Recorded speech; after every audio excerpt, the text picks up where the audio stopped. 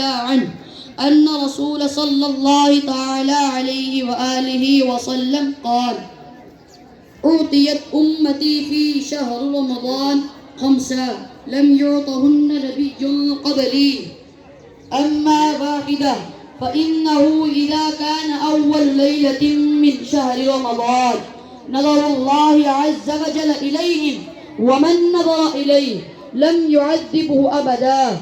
وأما الثانية فإن ألوف أفواههم حين يمسون أطيب عند الله من ريح المسك. وأما الثالثة فإن الملائكة تستغفر لهم في كل يوم وليلة. وأما الرابعة من تعب الدنيا إلى داري وكراماتي. وأما الخامسة فإنه إذا كان آخر ليلة غفر الله لهم جميعا. فقال رجل من القوم: أهي ليلة القدر؟ فقال: لا.